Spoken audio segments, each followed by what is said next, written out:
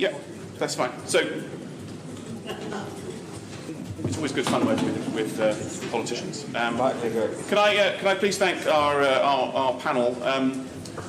We wanted to bring some different, across the day, we wanted some different reflections on the value of youth work. Why is youth work important? How does it fit within the system?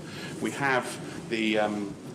now have the recommendations. There is a very thick dossier of evidence that will be published later in the year and will be placed in the Commons Library. But we were really keen to get across the day a variety of speakers. So I'm really pleased to welcome Martin Lennon, who works for the Children's Commissioner for England, Bethia McNeil from the Centre of Youth Impact, Rebecca Palmer, the London Mayor's Education and Youth Team colleague. Thank you, Rebecca. And our very own Gill Millar, who's actually today, this guys, is representing Regional Youth Work Unit's view on the world. I'm going to give them all 5 minutes each. I think we'll give Martin a bit longer, because we've got some other bits to talk about from work that the Children's Commission's done. I'm being told 5 to 10 minutes before John McDonald, so we'll get you going and then we'll see what happens. Is that all right? Right, yeah, just tell me when I need to stop. Well, I'll jump up. Great. Thank you. Well,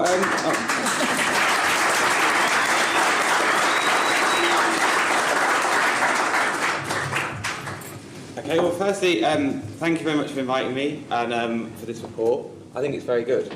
I actually was going to quote quite extensively from it, and then I remembered I only had 5 minutes, and I wasn't just here to repeat what's already been said. But I wanted to briefly say who the Children's Commissioner of England is and why we're interested in youth work. So the Children's Commissioner, for those of you who don't know, is a statutory role created by the Children's Act 2004 to look after the interests and rights of children in England.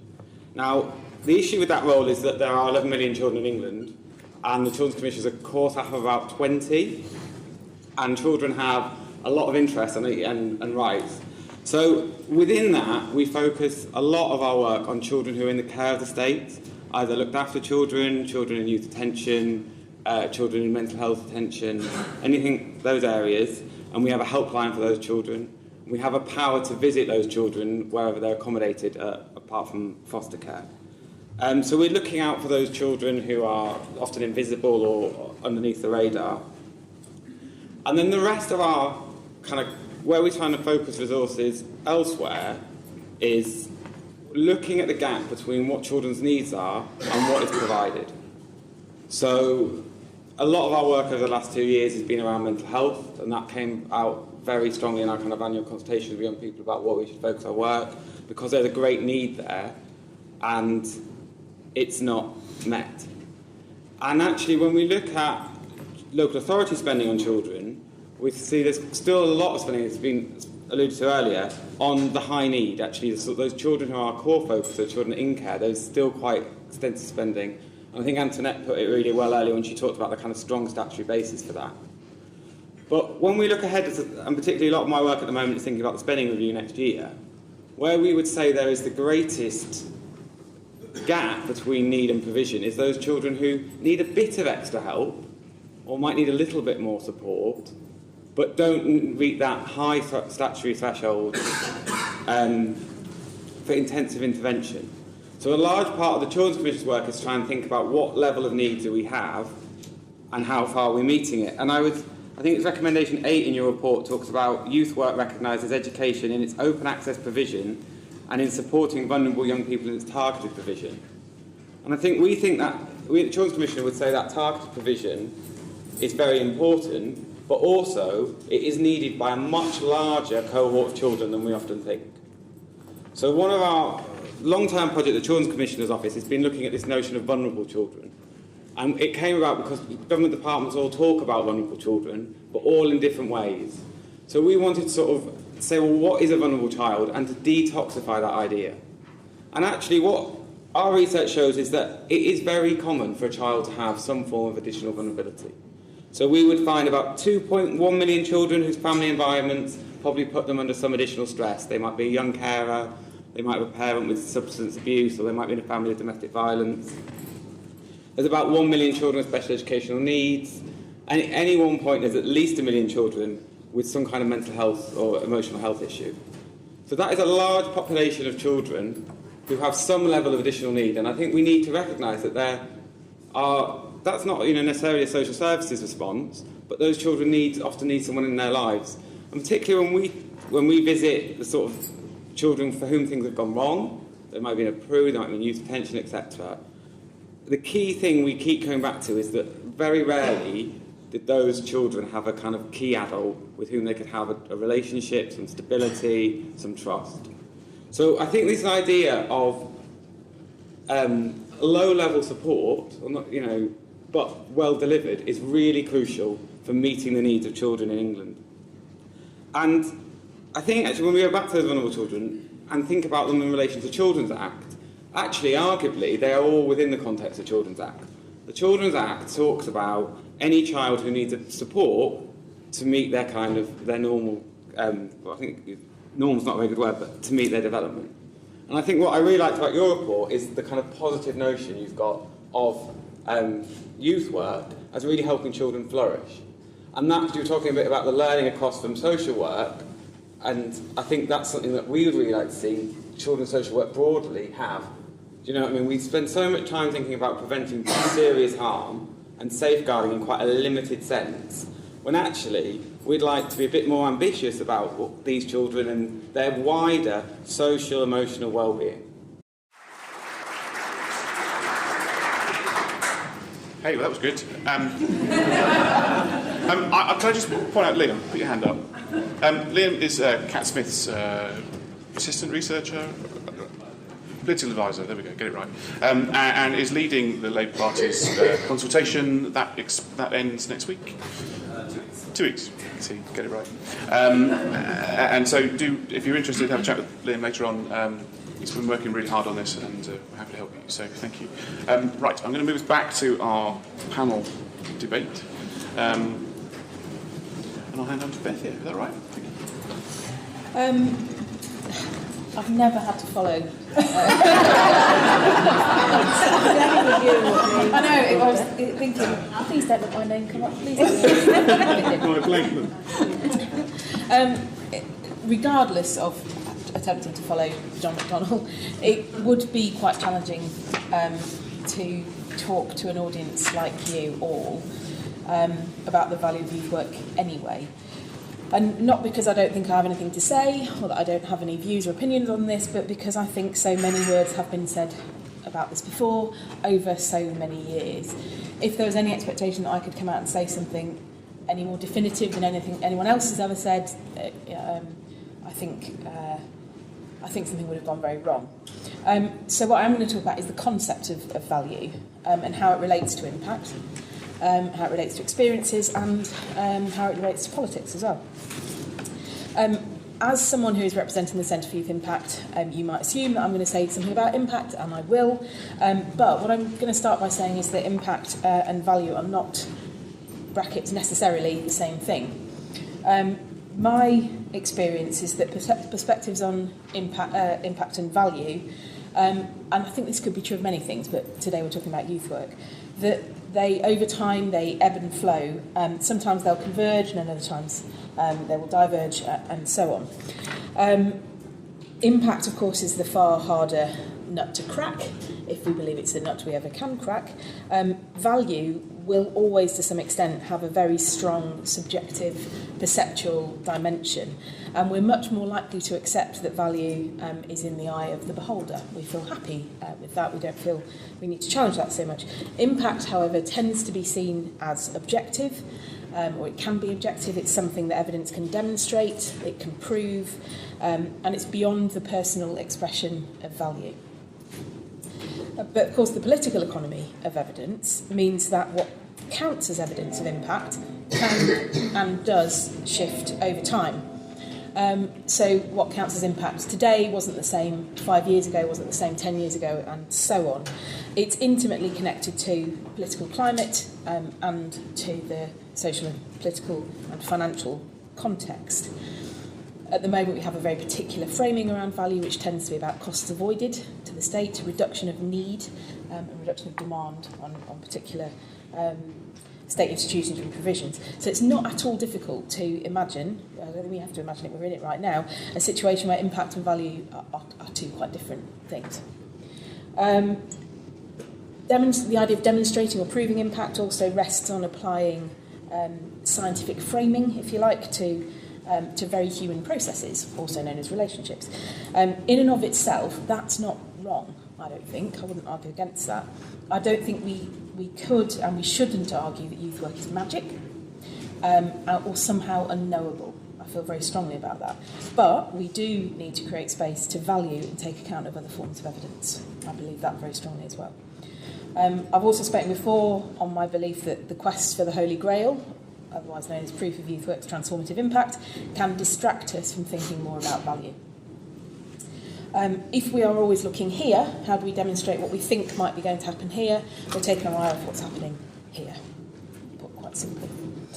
So here's my take on how we might think about value then. And just to give you a spoiler, it's not £15 for every £1 spent. The financialisation of value is a topic for another day, but something we need to talk about. My sense is that the value of youth work can be understood through the experiences of young people and through the qualities of good youth work. That's not you, by the way. I'm not expecting you to say, goodness me, I've never thought of that before. These are also what you might call the active ingredients of impact. To understand the impact of something, we have to understand the active ingredients, so what they are, but also how they activate one another.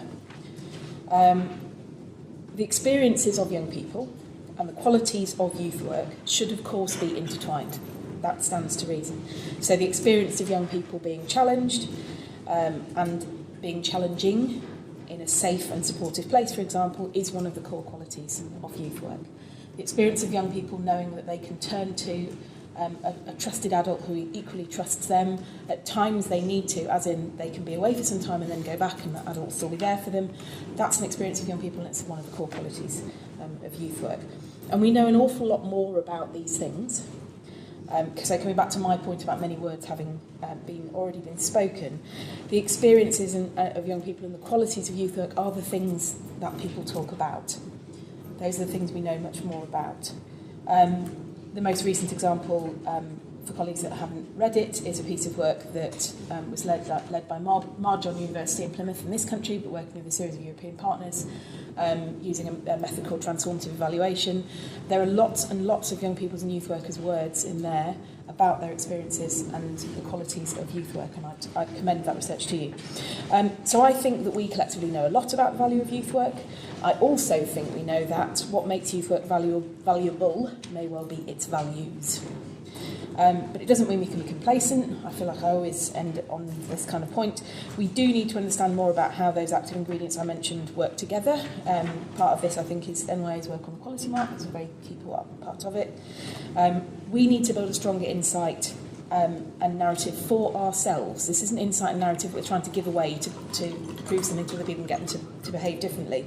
I've given up getting other people to behave differently. It's very tiring and it doesn't always work.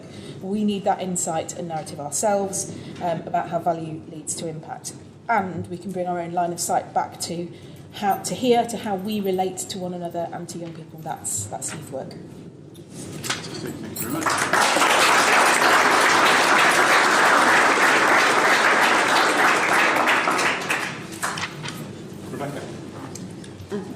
Yeah, afternoon everybody. I'll try and stick to 5 minutes, but I do get really excitable over this topic. Partly because of what it meant for me growing up, not having quite a difficult childhood. My mother had, as lovely as she was, a bit of a hippie, had very serious mental health problems, so I was in and out of the family home and needed at least a consistency, like one person that I could talk to about my feelings and what I was going through and other people's perceptions of me, because suddenly when you become a labelled child or a person, you suddenly think you're carrying all these kind of labels and baggages with you that everyone else can see. And it's how do I navigate my way through the world without people treating me in that particular way. And it was through youth work that I really found that trusted person, and it made a huge difference to my life. And so I decided I was going to dedicate the rest of my life to youth work, and that's my chosen career and profession. And just a little bit, so you don't think, what's this imposter doing on the stage? I thought I'd better tell you a little bit about what I've been doing at City Hall, just a little flavour of what we've been doing. I've been there for 12 years now, I'm the old lady that haunts the corridors and things at night. So basically, when I first started there, I decided that actually it's the seat of political power in London, and therefore it needs a youth voice, and not just youth but children, because I strongly believe that we can't just wait until we think someone's a young person or old enough to vote before we ask them about the world that they tend to inhabit with us as well. So that for me is really, really important. So I designed the programme starting from 7 to 25 years of age, and as a participation model for young people from very particular backgrounds and life experiences. So 2/3 on my peer outreach team are from targeted programmes. Don't need to go through the list, but you probably understand what that is. And another third just not in full-time education, employment and training, and opening the doors up of City Hall and saying, come and do some work for us and you'll get paid London living wage per hour, and you'll be given responsibility for managing projects and programmes, and you do as much or as little as you want. But actually we will support you along that way, because we know outside of that there's going to be lots of issues in terms of mental health, big issues at the moment, with not just young people but everyone's struggling at the moment in the world we live in because of the cuts, but actually everything else. You know, there's lots of kind of hate going on around the world, peddled by particular people who I probably don't need to say the name of, but actually I think that generally does have an impact on all of us, and on what we think is possible and what isn't, and what we think is our first battle and what's our second, third and fourth battle. So it's how we kind of encourage young people to get involved in having a say over those things. The young people on my team, if you ask them what participation means, they've got a slogan now, which is going to go on some T-shirts that actually 12 years later we're finally getting T-shirts. Victory. And it says, their quote is, through the actions of young Londoners comes real change. And that kind of just says it all, really, doesn't it? It's we're not just here to talk to you. We're not just here so that you can listen. We're here to be part of the change and part of the solution, not just part of the problem. And we work with children from 7 and up as well, and we regularly engage them in all the different programmes and discussions that we have with teams right across City Hall. Just for example, young people were involved in, we had 150 young people came to City Hall. Actually, interestingly enough, when I started the programme, the first question was, does that mean they'll have to come in the building? And I said, yeah, it does. Yeah, it does. But now they're all coming into the building and they get on better with security and all the other teams than I do. But it's they know really how to build relationships when they're supported and feel safe and feel comfortable where they come in and do their work and do their job. We had 150 young people involved in grading the Young Londoners Fund bids. And as a result, there was a whole layer of organisations that put bids in that particular people at a certain level read the bids and went, no, we don't really want that. We don't really want those people getting the money, do we? And then when they read what the young people had said, they had to change their minds. And they had to then fund those organisations, because the young people's responses to what they said they were going to do to support some of these most vulnerable young people was really, really important to them. So they changed their minds and they've had to fund organisations that they wouldn't have necessarily funded if they were making decisions on their own. We involve young people in what's going to be happening around a big sustainability report, which is basically everything. It's the whole of London, how we're all going to survive for the next 10 years. And we're involving hundreds of young people in that. And mental health, obviously, is a really big issue. I'm not going to go through everything that we do, but I just think, for me, youth work is invaluable, because I think it's that, like I said, I think it's that space that's created by really good youth work, and that individual that is a youth worker that isn't a parent, you often don't speak to. I mean, I did have some quite interesting conversations with my mum, but I would never have gone to her for advice. And even if you get on with your parents, actually you get to a certain point time in your life and you don't want to ask them or talk to them. In fact, they're a pain, to be honest. And sometimes you won't tell your friends because it might be something you feel embarrassed about yourself. So you need that person there. And I think all young people reach a certain point in their life where it is about taking risks. It is about making mistakes. And it is about learning from those mistakes and actually feeling stronger and tougher to take on the rest of your life as a result of that. But the problem is, we know lots of vulnerable people only learn and make so many, it's not their mistakes, but often they're the victims of other people's mistakes.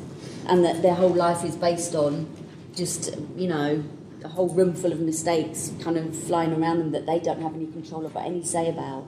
And for me, that really good youth work can help young people through that stage in their life, whoever they are, so that they come out stronger and more able to take on all the different challenges in life. But actually we know, and I think it's so true, that where young people have been directly involved in shaping policies and strategies, actually we all benefit. We all benefit from that, 110%. So it's not like young people are a weird species that we talk to every now and then just to see how things might be going for those young people, but actually they benefit, but so do we, because it makes society a much more positive place to live. So that's kind of a bit about me. That's a bit about my philosophy. So thank you very much.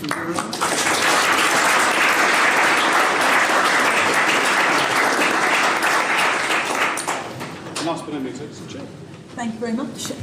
So I'm Gill Millar. I'm here representing regional youth work units, which is slightly bit of a con because I don't actually run one any longer, but I'm still giving the impression that I run a regional youth work unit in the southwest, because sadly our regional youth work unit ran out of money and closed 2 years ago.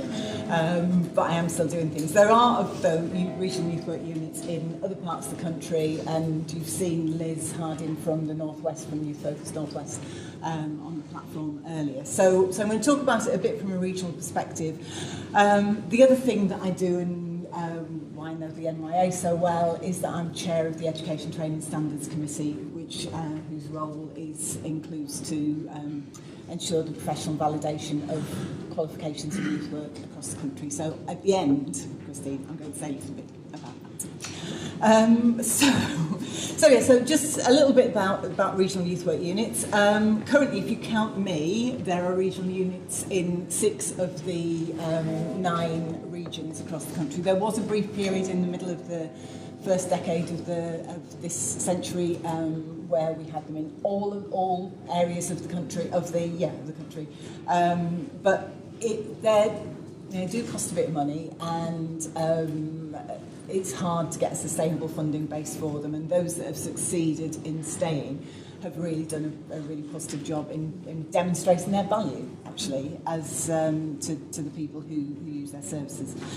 So essentially, regional youth work units bring youth workers together across organisations and across areas in order to share practice, develop quality, find creative ways of solving problems, and take forward issues. There are also some of them, not every single one of them, but all of them, most of them are also involved in supporting young people to have a voice at regional level and feeding that into national level as well. And we saw a really good example from the Northwest of that earlier on. So lots of things that we do. Training and workforce development is a real issue for us, and we work with national organisations, trying to ensure that there's a kind of constant two-way dialogue. So at the moment we work with Centre for Youth Impact, we work with the Youth Agency, we work with others around ensuring that the voices from regions and the voices from the organisations that we're in contact with on a pretty regular basis are heard within national debates and national initiatives. So at the moment, one of the things that I'm most involved with is the Southwest Impact Network, which comes through Kevin's organisation in Devon and through Centre for Youth Impact to bring people together to look at the whole thorny issue of impact and evidence collection and so on. I think I wanted to say a little bit about, if I'm theoretically talking about value of youth work, I don't think I can add anything to what people have said already around. We know that youth work is valuable. You wouldn't be here if you didn't think that youth work was a valuable process. Maybe what I want to focus on a little bit is who values it. So we know, and particularly, Rebecca has just kind of given us a really good example of young people valuing youth work, and we know young people really do value youth work. My experience in the Southwest is that the other group who really value youth work are actually local councillors and politicians when they've got their local head on. Like the MPs who are sitting here today were happiest. Ben Bradley was happiest talking about the youth work that was going on in his constituency. So I think they recognise that there's a real value to it. There's often quite good close relationships between youth workers and local councillors. And certainly in the Southwest, which felt austerity early on, and quite a number of our local authorities took a decision at an early stage to massively reduce or cut altogether their youth services. we found that lower tier organisations, parish, town and district councils, thought this is terrible, we've got to take something up and put in place ways of carrying on youth work in their areas. So I was really kind of touched about that sort of 5 years ago when that was first beginning, to think, gosh, there's all these people, they're not funded by anybody to do this, but they're going into the resources of their organisations to take youth work forward. Sadly, not all of those have been sustainable, but it's been a really positive thing to engage people at local level. So I think it's clear that there is a value for youth work. I think one of the challenges youth work has, and Kev highlighted it in the question that you asked this morning, is about people who maybe don't value it so much are other professions within the public services. Particularly our colleagues in the social care arena, and to a lesser extent, well, skills and education to some extent, but I think they get it quicker. And that has caused some of the real problems around working in local authorities, where the big issues around young people are seen as issues that need to be solved by by very sort of targeted approaches, and don't see the open access work, the community-based work that is going on around them, and don't feel as though they need to engage with that. And I think that's a real challenge for us all, and we've got to find ways of increasing the understanding of how useful youth work is to fellow professionals, and also fellow professionals who tend to be in quite senior roles in local authorities as well. So, trying to keep to time here, for youth, in order for youth work to continue to thrive and survive, and sometimes it feels like it's surviving rather than thriving, I think there are some key issues that we need to address. But increasingly, we've got a fragmented workforce, so we've got youth workers who, youth work hasn't gone away just because there's not much of it in local authorities anymore, but often youth workers are isolated in different organisations, might be in a housing association, might be in a church-based organisation, might be all over the place, but they don't necessarily have other youth workers that they talk to on a day-to-day basis. So it's becoming much harder in those cases to know for them where to go to find support and advice, particularly since it's not just regional youth work units that have felt the challenges of austerity. Local infrastructure organisations have also been really kind of hit, and there are in lots of places very little in the way of that local support there.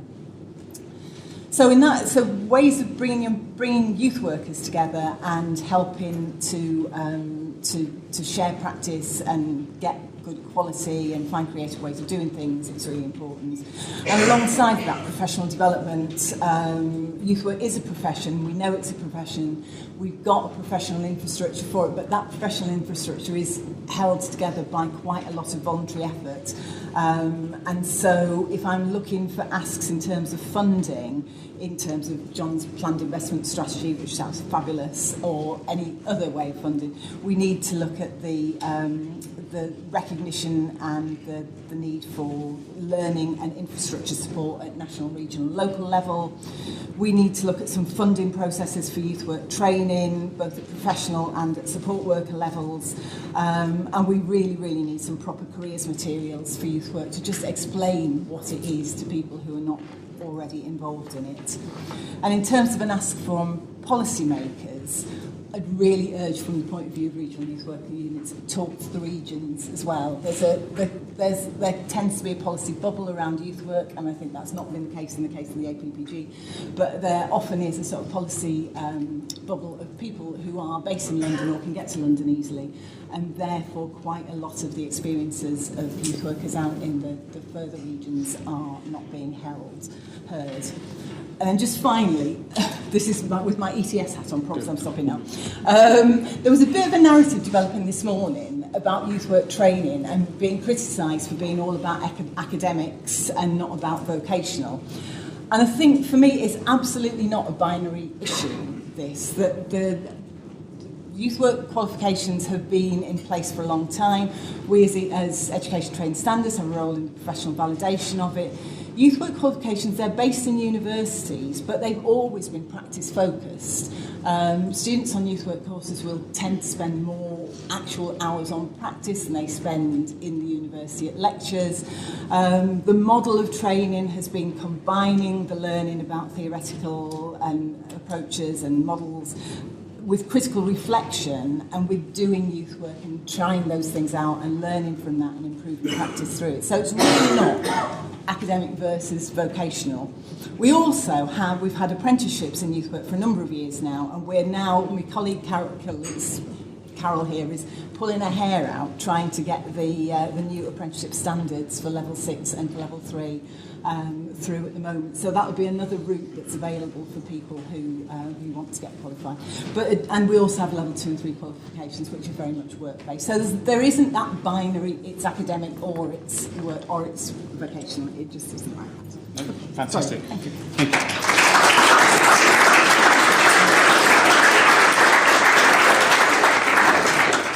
Excellent. So we've got about, I'd take 15 or so minutes for questions. What I'd like to do is take 2 or 3 at a time, and then I'll ask the panel to respond. There's only one hand in the air. So. Hi, Paul Oginski, Knowsley Youth Mutual. Given that the argument that youth work should be funded is a given in this room anyway, how would the panel like to see it funded nationally, locally, payment by results, grants, contracts? What would you like to see? Okay, any other questions? Back. Thank you. I'd just like to ask something about what Rebecca said earlier, where she was talking about how having a youth worker there is a really good person when kind of young people stop wanting to speak with their parents about advice. Just like to ask, how are we going to make sure that those youth workers are the most approachable people possible? I, despite not being a youth worker and just being an ordinary cadet, have had people coming to me about almost anything from how to try and avoid drinking at a party all the way through to people coming to me with allegations about sexual assault from other people within the cadet corps. How do you ensure that those youth workers who you are talking about are as approachable as someone who is actually the same age as the people we're trying to help? Okay, thank you very much. I can do that. And then we'll go across and then we'll go back to the panel. Yeah, I just wanted to ask, we've spoken a lot today about kind of space and young people in spaces and buildings.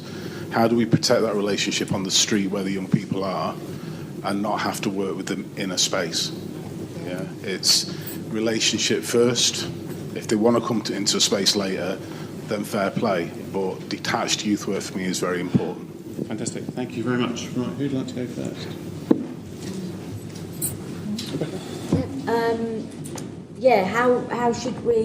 Should youth work be delivered? I think we've got to start straight away with young people and say, what do you need and what do you want, and let's look at the partners that we need to work with to make this happen. I think we give young people a voice, but almost separately. So let's get young people in the room and ask them what they think, and it's like, well, actually people that need to be hearing that are not in the room. So it's about creating that dialogue between young people, local authorities, private sector, whoever feels that they need to contribute. And I think everyone pretty much, this is the future of the young people that we're talking about, that everyone needs to contribute to that and what that looks like. But I do think that there's a bit of a battle going on at the moment, to be honest. And I think we took youth workers for granted for so long and thought that would never be touched or affected by cuts, and then all of a sudden it's like, oh my God, it really has happened, isn't it? And I think we need to rebuild it, but we're starting from a place where lots of authorities have just cut their youth work services completely. So for some it's an initial discussion right from the start. I think with the finding the right youth workers, I think it's that all young people are different, so youth workers have to be different. I don't think there's one particular youth worker that works best for one particular young person. I think if it's, and again it's what the gentleman said there about, it's having that person wherever you are at that time when you need them, which is going to build that trust. And I think that youth workers, we've got lots, I work with, my team's really diverse, there's so many different, there's young people that are going through change in terms of their gender, there's young people that are going through issues with their status in this country. Not one youth worker is going to be able to be able to talk to that person, and so it's about having youth workers that can empathise and understand anybody's particular journey in life and anybody's particular issues, and I think that's really important. I think the stuff on the streets, I think we need to reclaim the streets for young people. No one complains about groups of pensioners hanging out, do they? You know? I think we have to say that young people have every right to sit on a street corner when it's like, 80 degrees in the shade or whatever. I think we have to start to reclaim that and say, no, and if that means having conversations, being there with young people to have conversations with the police who are constantly telling them to move on, and saying to them, actually, no, we've spoken to our local councillors, we've spoken to these people, they have every right to be here, and helping them find a voice that isn't like, I remember what I was like, if someone told me no, I'd just kick off when I was a teenager. And then someone said to me, actually, you don't have to do that. And I was like, really? That would have saved me quite a lot of hassle in my youth, to be honest. But I think it's about giving them a voice and saying that, look, they're not causing any problem, they're just hanging out and chatting. Thank you very much. Anyone else on the panel want to respond to this, Rachel? Yeah, I'm particularly interested in the funding one from Paul. I do think that local authorities have quite an important role in this, and I'd like funding to be coming from government through local authorities, ring-fenced, local authorities needing to take leadership, not necessarily needing to do all the delivery or any of the delivery for that matter themselves, but to be clear about what the needs are in their areas and how they're going to meet it, and work with the local field and develop a youth offer that will kind of make sense for people. But I think local authorities, as they've moved away from having the money to fund it, have often in many cases just moved away from leadership around it as well, and I think that's a real problem. I'd just echo that point, I think, on funding, that it should be driven by needs. And there's a very honest quote in the report from the ACDS saying that youth work is being sort of just cast adrift from mainstream children's services. And our challenge to DCSs who are doing that, and I understand they're under a lot of pressure, is, well, how are you meeting the needs of those children if you're casting that adrift? Because that is your obligation. And locally, you have to think of youth services as part of your package, and it's not an optional package, because it serves needs amongst the population that need to be served. So I think I agree with a lot of that funding model has to come through, but that has to be the guiding principle. Thank you. Bethia? Yeah, just briefly on the funding point, not payment by results. I think there's long-term grant funding. I agree completely what colleagues on the panel have said, but the long term is important. I think uncouple it from innovation, unless there is very good reason and evidence for innovating.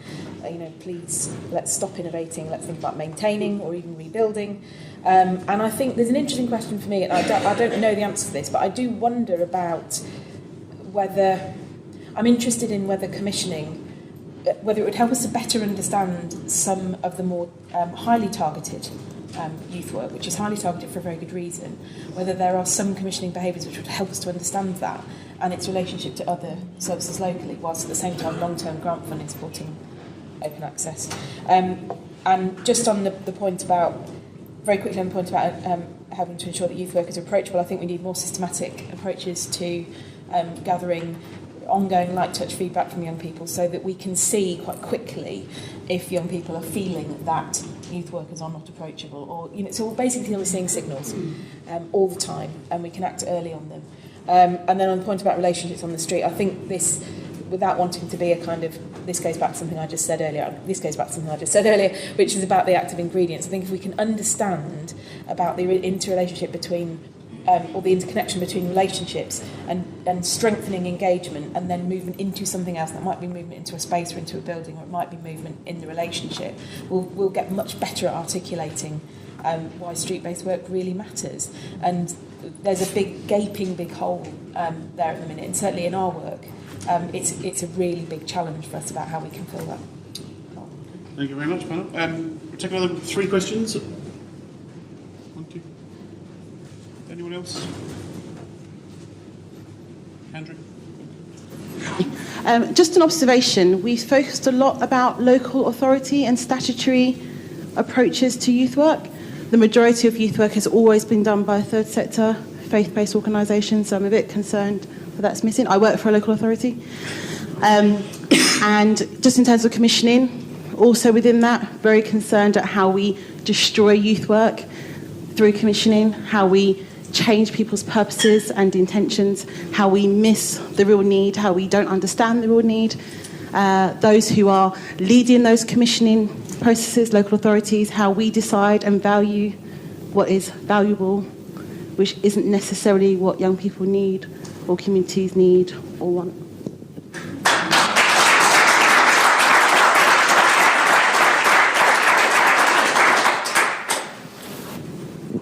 Hello, Sam again.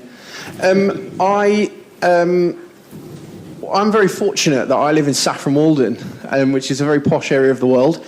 And we have a lot of money in our local council, and Uttlesford is our district council, and they actually match fund some of our... so the town council say, well, we'll give X amount, and then the district council say, well, we'll match it for youth provision. But unfortunately, most of the youth workers were laid off a few years ago and have had to go and get other jobs to pay their bills. So one of my questions, my question is, how do we incentivise youth workers to actually come back to doing youth work in the knowledge that they might get laid off again?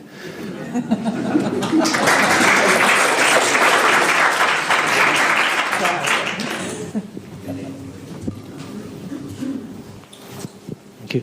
This relates a little bit to what was said about need and funding. It seems to me that very often the agenda nowadays is being set by the funders. So the funders decide what they want to fund, and everybody else follows. And it's very easy to get into that trap, and then lose sight of, for very practical reasons, lose sight of what you really want to do. How could those working in the youth sector regain the high ground and actually start to set the agenda so that the funders will follow?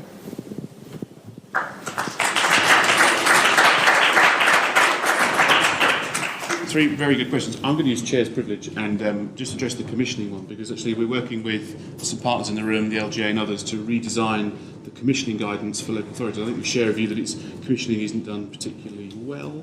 In some places it's outstanding, and others it's difficult. And actually, is there alternative ways and models of doing that builds infrastructure, that builds strengths rather than destroys? So watch this space. That'll be out after Christmas, that work. But just want to put that out there. Who'd like to pick up on the rest of it? Gill? Yeah. So particularly interested in Sam's question about incentivising youth workers back in once they've been made redundant, because that really resonates with my experience in the South West, that hundreds, probably thousands of youth workers have been made redundant, and yet it's still really hard to recruit youth workers when you've got a vacancy that needs filling. And people don't seem to want to come back. And I think some of that is about, it was a really crap experience being made redundant, and why would you put yourself through that again? Some of it is that the jobs that are available now are probably paid less and probably on less good conditions than was the case when people were working before. And some of it is that people have found other ways of working with young people that maybe don't require them to be out 3 or 4 nights a week and every other Saturday. So there's all those things, and I think there are some things that we could be doing about incentivising people back. But I think what we've also got to be making sure is that we've got, I hate to say the word pipeline, but there are youth workers coming through, new youth workers coming in who are encouraged into it as a profession and encouraged to take on some really the interesting challenges that it emerges. And maybe we do have to recognise that youth work isn't, I don't want to sound, kind of sounds so conservative here, and I really don't mean to, but it might not ever be somebody's job for life. So it might be a really interesting thing that you do for 10 years of your life and then you go and do something else. But you do those 10 years really well and you train for it and responsible for it. So I think it might be that we have to rethink some of the ways in which we think about profession. Bethia? Thank you. I just wanted to answer on the point about funding. Or, well, I say answer, it sounds like I've got one. Because I have no hecking idea how to get youth workers back into the profession, sorry. But on funding, I think differentiating between funders and commissioners is really important, because trusts and foundations and National Lottery behave really differently to commissioners. I'm not saying better or worse, I'm just saying different. So I think we do need to differentiate. I challenge the idea about whether we need to get the higher ground. I think it's something more about parity, because we're all of us bring different things to that relationship. I do think you're absolutely right, though, that there is a high level of, understandable but nonetheless a high level of collusion in a very protracted game around funding. And it's not always just in terms of what the funder wants to be delivered that then it is delivered. It reflects all sorts of things around inevitably impact. That's what I would think about, but also stuff about quality, about workforce, about working conditions, and so on. And there's very little incentive for anybody to stand up and call it out. And that is a significant challenge. I think increasingly trust and foundation world are recognising their role and the power that they have in shaping that, and are increasingly saying we don't want that anymore. My concern is it's very difficult to put millions of pounds into something but simultaneously say that's not for me to say. So I would encourage the funding community particularly to lean into their responsibility that comes with putting millions of pounds into a system, but also to take more seriously where some of the unintended or otherwise consequences of bad behaviour are being flushed out. So that's what, I don't think when funders say, you tell us, I think we should challenge that. I think it's dangerous for them to step back to. I just think what does youth work look like kind of question I think is really interesting, because I think there are lots of organisations at grassroots level, and I have the pleasure of being able to visit lots of those with my peer outreach team, and essentially what they're delivering is youth work, but they don't call it that. And so I think this is an opportunity to say, give it a name, and this is the name we'd like you to give it. And actually coming along with that would be the training that you would get with that. So it's workforce development. So I think it's about taking what's already there and saying, actually, come on, let's grow this community of what already exists, because then the word gets out, oh, they're delivering youth work, and I think that will help us, because then we're not starting from, a piece of ground or dirt where we're hoping the plants will grow and we don't see them. They're there. The shoots are there very often in the local communities. I think we do have to, I think value sometimes does mean actually saying, no, I'm not going to pay someone less than a certain amount for doing this kind of job. Especially at a time when you're asked to be a job, often it's on a really sharp edge where you're working with really at-risk young people, and your role is vital. Your role can make the difference. Let's pay people decently and properly for doing that. And let's value it, because the role they're playing, when you've got youth workers inside A&E hospital places, looking after young people and talking to young people who've come in after they've been wounded, and trying to help them kind of seek a way out of the life that they're in at the moment. That's really powerful. I'm really hoping they're getting paid decent money for doing that. We have to put a value on it. Always, always, always put a value on it. And I think in terms of the funders, we're having... They're not getting. They're sent to organisations in A&E, and their salaries are dramatically less than... It shouldn't be. Yeah, exactly. Yeah, it shouldn't be. And we're constantly having the conversations, and my PR team are constantly having conversations with the other young people and organisations to say, if you don't value it, then it's not going to work. And I think in terms of the funders, I think it is that conversation with funders, and they know it. We have regular conversations with London funders and saying, well, if you didn't fund this, why not? And who did? And funders themselves are holding their hands up and saying that we need to change our forms, we need to change our approaches, and we need to be different, because we're not reflecting the way society has changed and what's needed, and certainly not reflecting what children and young people are asking for and need in their local communities. I agree with nearly all that. Where I think I've seen commissioning go wrong is where the relationship between commission and what's been delivered breaks down, and there isn't an understanding amongst the commissioner of the value of what is being delivered. And then you get, something gets re-tendered and you think, well, this is a contract for something completely different. It might be valid in its own way, but that is not replacing what's there. So I think there needs to be a close relationship to stop that happening. The point about local authority is very valid. From the Children's Commission's point of view, we're here to hold government bodies to account for what they provide. So we do focus on local government as the kind of the statutory body doing that. And I think that's key for bodies like ours, is that we hold the commissioners to account. Because at the end of the day, they are responsible for what's being provided. And that's true across the NHS, across local authorities, wherever. Fantastic, thank you. Can we just thank the panel in the usual way? Thank you so much.